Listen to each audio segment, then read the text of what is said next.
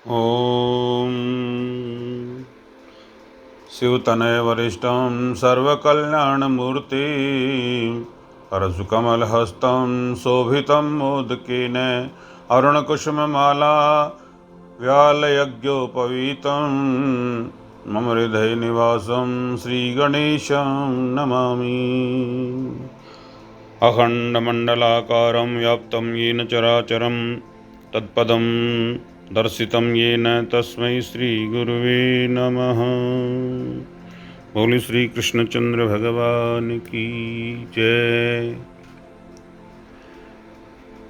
जून 10 और 11 को आने वाली एकादशी निर्जला एकादशी है।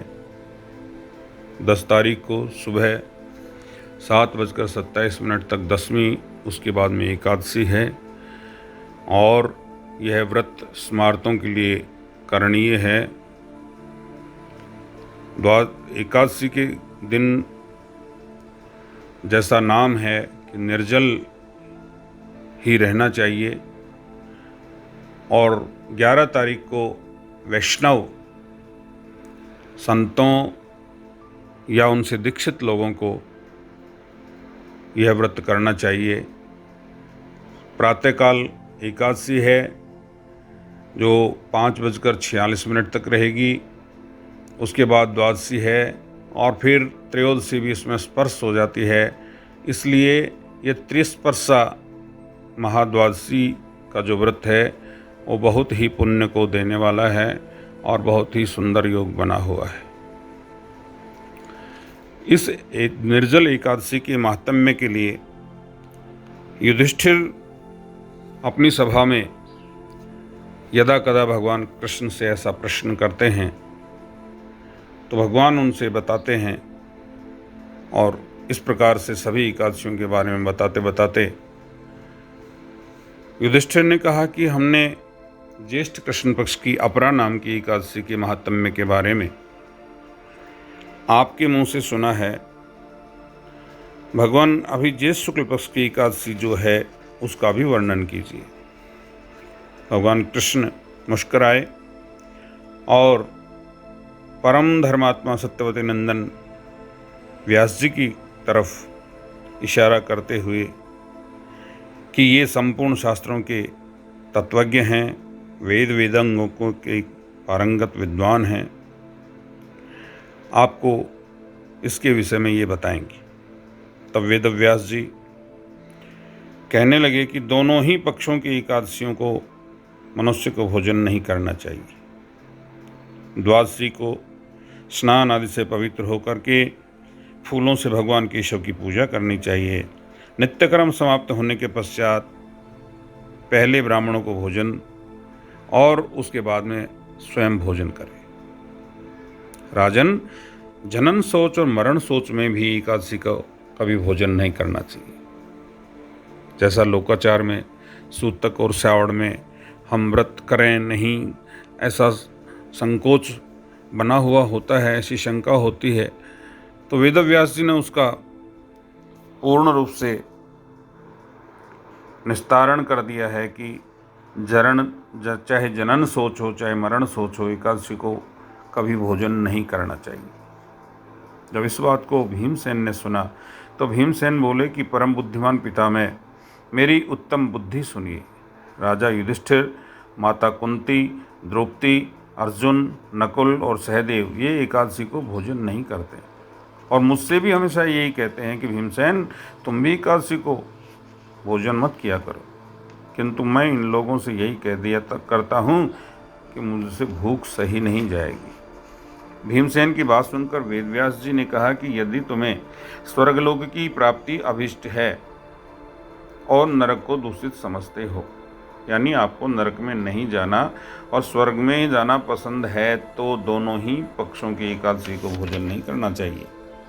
भीमसेन बोले, महाबुद्धिमान पितामह, मैं आपके सामने सच्ची बात कहता हूँ, एक बार भोजन करने के भी मुझसे व्रत नहीं किया जा सकता, फिर उपवास करके तो मैं रह ही कैसे सकता हूँ।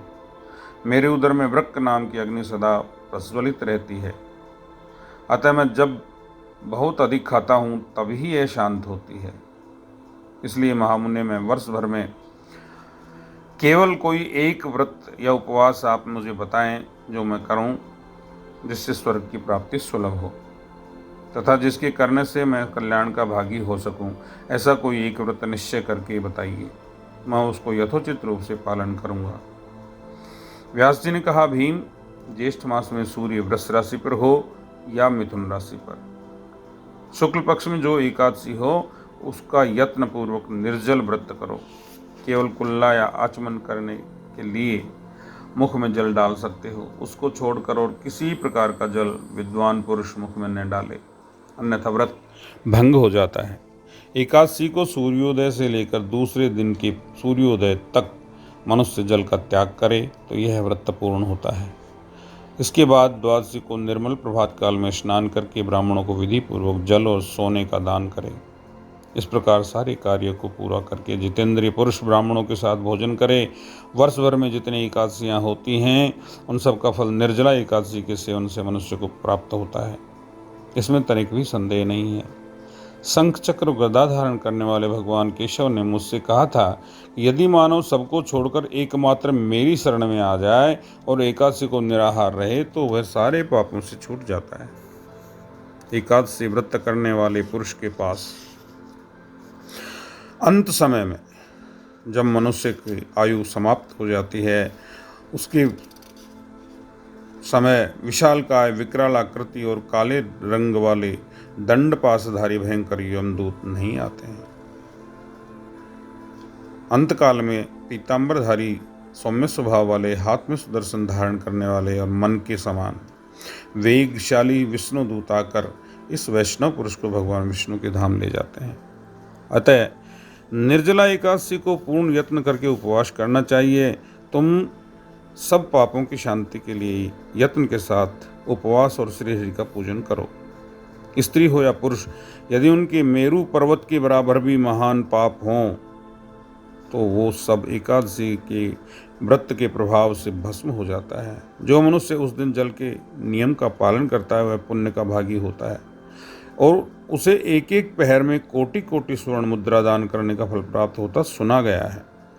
मनुष्य निर्जला एकादशी के दिन स्नान, दान, जप, होम आदि जो भी कुछ करता है वह सब अक्षय होता है।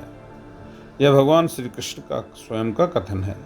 निर्जला एकादशी को विधि पूर्वक उत्तम रीति से उपवास करके मानव वैष्णव पद को प्राप्त कर लेता है। जो मनुष्य एकादशी के दिन अन्न खाता है वह पाप का भोजन करता है। इस लोक में वह चांडाल के समान है और मरने पर दुर्गति को प्राप्त होता है। एकादश्याम दिने योन्नम भुक्ते पापम भुनक्ति सह यह लोके च चांडालो व्रतः प्राप्नोति दुर्गतिम, ऐसा कहा है। इसलिए जो ज्येष्ठ शुक्ल पक्ष की एकादशी का उपवास करके दान देंगे वे परम पद को प्राप्त होंगे। जिन्होंने एकादशी को उपवास किया है वे ब्रह्म हत्यारे, शराबी, चोर और गुरुद्रोही भी हों तो उन सब पापों से मुक्त हो जाते हैं। कुंती नंदन, निर्जला एकादशी के दिन श्रद्धालु स्त्री पुरुषों के लिए जो विशेष दान और कर्तव्य विहित हैं उसे सुनो। उस दिन जल में शयन करने वाले भगवान विष्णु का पूजन और जलमयी धेनु का दान करना चाहिए अथवा प्रत्यक्ष धेनु या घृतमयी धेनु का दान उचित है। पर्याप्त दक्षिणा और भांति भांति के मिष्ठानों द्वारा यत्नपूर्वक ब्राह्मणों को संतुष्ट करना चाहिए।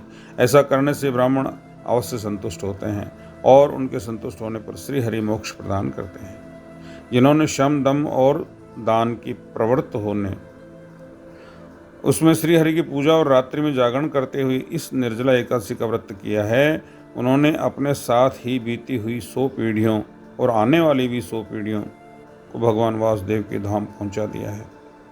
निर्जला एकादशी के दिन अन्न, वस्त्र, गौ, जल, सैया, सुंदर आसन, कमंडल तथा छाता दान करना चाहिए।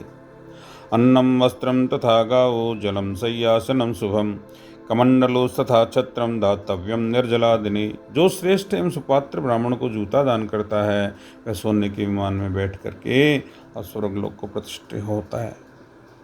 जो इस एकादशी की महिमा को भक्तिपूर्वक सुनता है और जो भक्तिपूर्वक उसका वर्णन करता है वे दोनों स्वर्गलोक में जाते हैं। चतुर्दश युक्त अमावस्या को सूर्य ग्रहण के समय श्राद्ध करके मनुष्य जिस फल को प्राप्त करता है वही इसके श्रवण से प्राप्त होता है। पहले दंत धावन करके यह नियम लेना चाहिए कि मैं भगवान केशव की प्रसन्नता के लिए एकादशी को निराहार रह करके आचमन के सिवा दूसरे जल का त्याग करूंगा। द्वादशी को देव देवेश्वर भगवान विष्णु का पूजन करना चाहिए। गंध, धूप, पुष्प और सुंदर वस्त्र विधि पूर्वक पूजन करके जल का घड़ा संकल्प करके दान दे और प्रार्थना करे कि देव देव ऋषिकेश संसारार्णावतारक उदकुंभ प्रदानेन नयमाम परमाम गति। संसार सागर से तारने वाले देव देव ऋषिकेश, इस जल के घड़े का दान करने से आप मुझे परम गति प्राप्त करवाइए। भीमसेन, ज्येष्ठ मास में शुक्ल पक्ष की जो शुभ एकादशी होती है उसका निर्जल व्रत करना चाहिए तथा उस दिन श्रेष्ठ ब्राह्मणों को शक्कर के साथ जल के घड़े का दान करना चाहिए। ऐसा करने से मनुष्य भगवान विष्णु के समीप पहुंचकर आनंद का अनुभव करता है। तत्पश्चात द्वादशी को ब्राह्मण भोजन कराने के बाद स्वयं भोजन करे। जो इस प्रकार पूर्ण रूप से पाप नाशनी एकादशी का व्रत करता है वह सब पापों से मुक्त हो जाता है। जो अनामय पद है उसको प्राप्त होता है।